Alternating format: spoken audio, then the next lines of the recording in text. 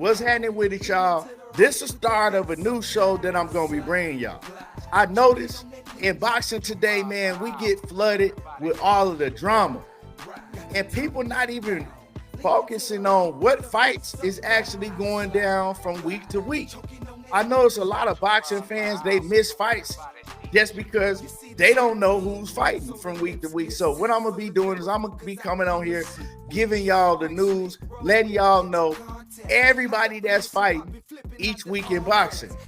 We also going to come back. We're going to break down those fights, and we're going to give, just a quick update of the biggest headlines and the biggest news in boxing. So, like I said, I'm not going to hold y'all long. It's going to be fast. We're going to run through this, and make sure that y'all have your notification icons on, because I noticed that YouTube is turning off notification icons. So if you want to get updated and continue to stay updated on all the news that I'm going to be bringing y'all, make sure that you turn those bell icons on. And if you're not subscribed, make sure that you subscribe. And make sure that you smash the like button and support the channel. So, first of all, today, I found out, I don't know if y'all know, but I know a lot of people don't know, that the rematch for Katie Taylor and Amanda Serrano is going down on November the 15th. So we can look forward to that. But this weekend, it's a lot going on in boxing this weekend, y'all. So what I'm going to do is I'm going to give y'all a rundown of all the fights that we got going on this weekend. We got fights on Dazn, we got fights on pay-per-view, and we got fights on Top Rank, of course. So let's go ahead and start off with the Top Rank card on ESPN. It's going to be starting at 8:30 p.m. Eastern Standard Time. So you can watch it on ESPN or ESPN Plus if you got the app. Now, let's just go down the fights that's on that card. They got some good fights on that card, some real good names on that card, and let's talk about it. First fight that they showing on that card is Ali Felix versus Robertson Perez. It's a 4-round heavyweight bout. I'm not familiar with who they are, but hey, we can find out. Then they got Kelvin Davis, that's Keyshawn Davis's brother, going up against my man Kevin Johnson in an 8-round welterweight bout. 147, 8 rounds, man. And if y'all missed it, I had Kevin Johnson on here, and he talking that stuff. He talking about what he gonna do, and he said he gonna do something bad to Kelvin Davis. He going in there for the stoppage. Kelvin Davis is the favorite. He is the A side. So let's see how that fight turns out. I'm excited to, see that fight, man, especially hearing how Kevin Johnson was talking. Then we got Keith Colin versus Hunter Turbyfield. Hunter Turbyfield and Keith Colin. I'm not familiar with them. It's a 4-round featherweight bout. Then we got William Foster III versus Edson Garcia. Now, I believe William Foster III actually beat Edwin De Los Santos. William Foster III, man, he's a real good fighter, but he don't show up all the time.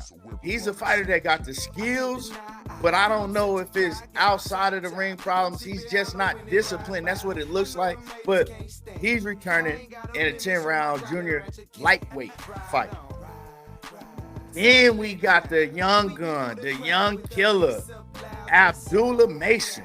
Now, if you don't know Abdullah Mason, you better get up on him, because this kid is definitely headed towards superstardom. He is one of the next big things in boxing. Abdullah Mason will be facing Louis LeBron in an 8-round bout. Now, this is a step-up fight for Abdullah Mason. Louis LeBron, man, he got a good resume. He's fought some tough fights, and he's not coming in there to lay down. He can fight. So if Abdullah Mason can get him up out of here within 8 rounds, man, Abdullah Mason is going to continue to make big noise in boxing. I'm looking forward to seeing that also.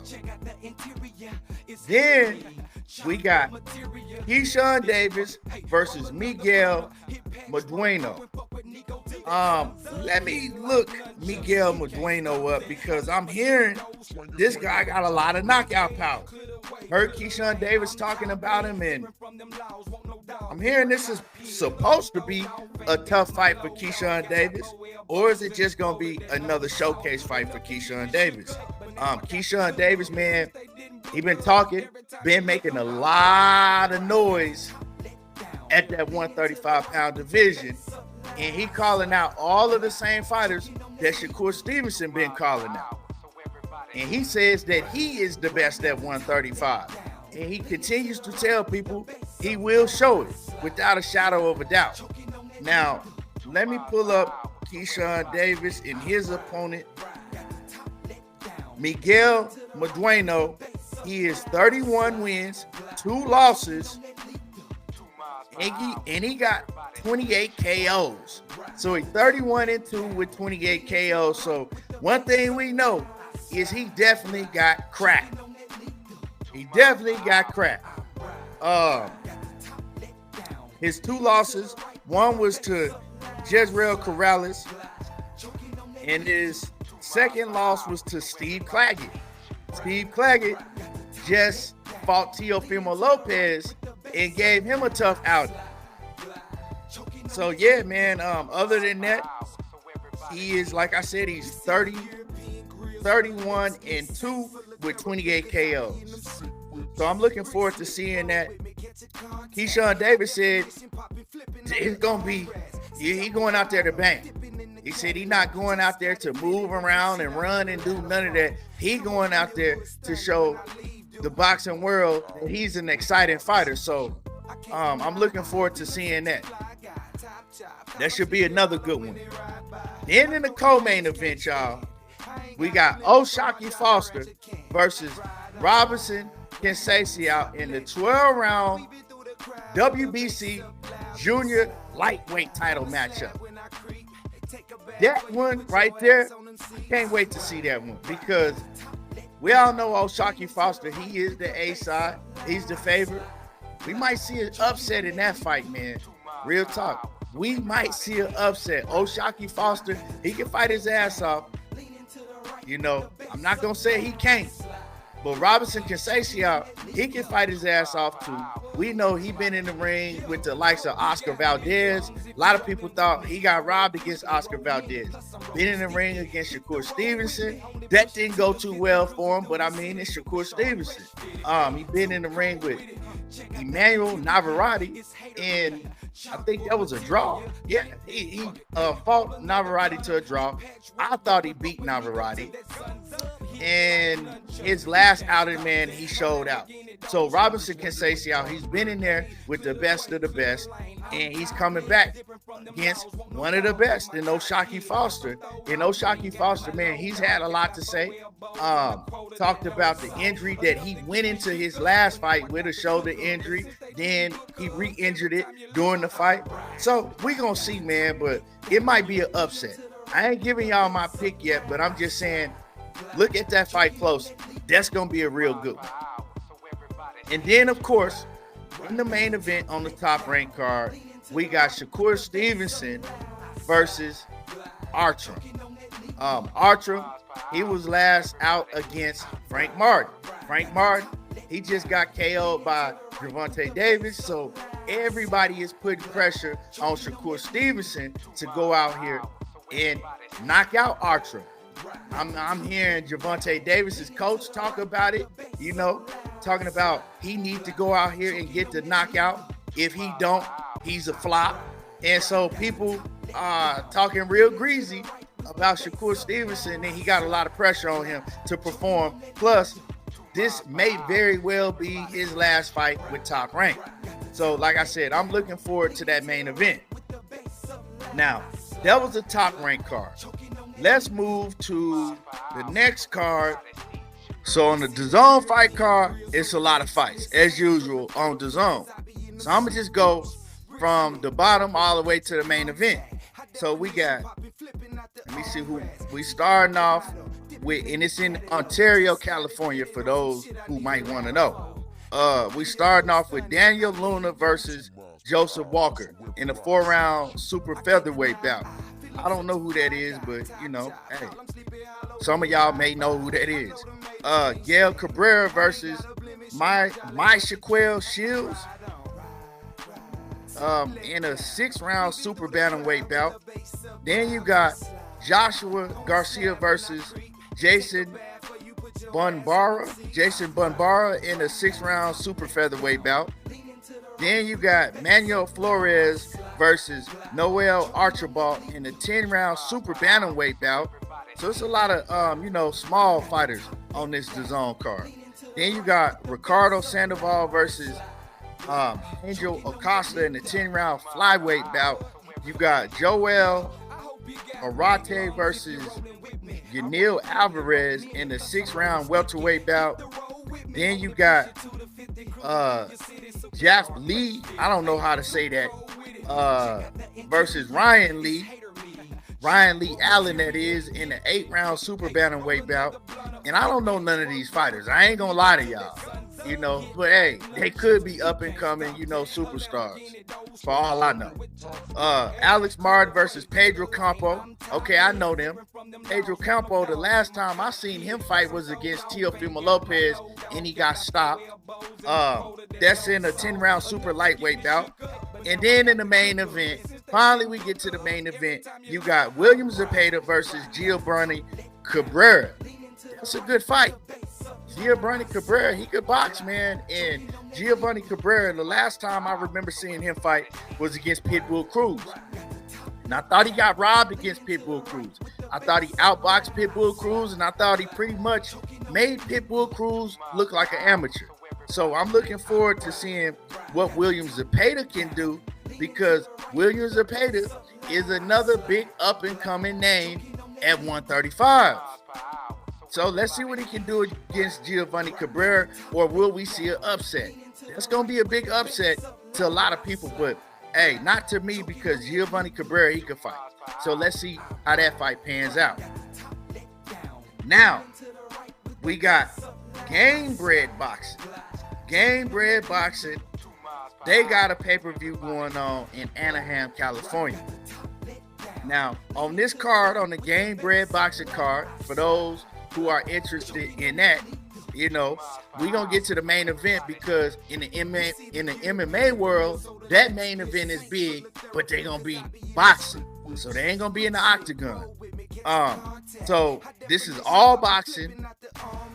First matchup, you got Amado Vargas, that is Fernando Vargas' youngest son, I believe, versus Sean Garcia, that's Ryan Garcia's brother.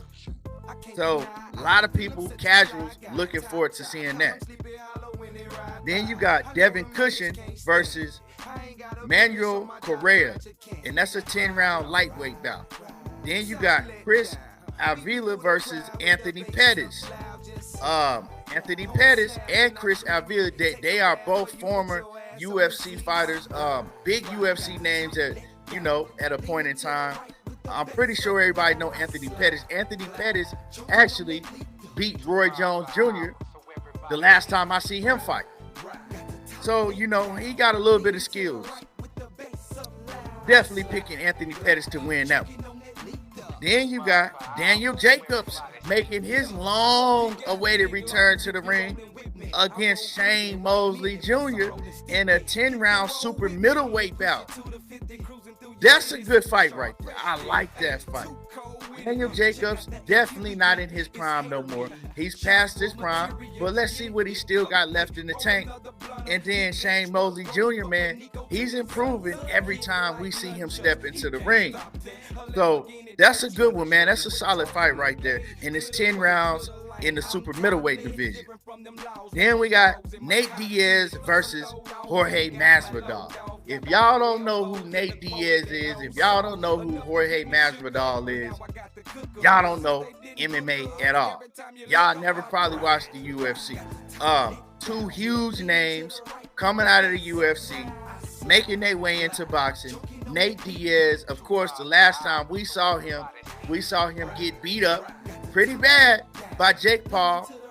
And then Jorge Masvidal, I don't believe I've ever seen him in the boxing ring before. Of course, he's known for starting his career doing bare knuckle boxing with Kimbo slicing them, you know.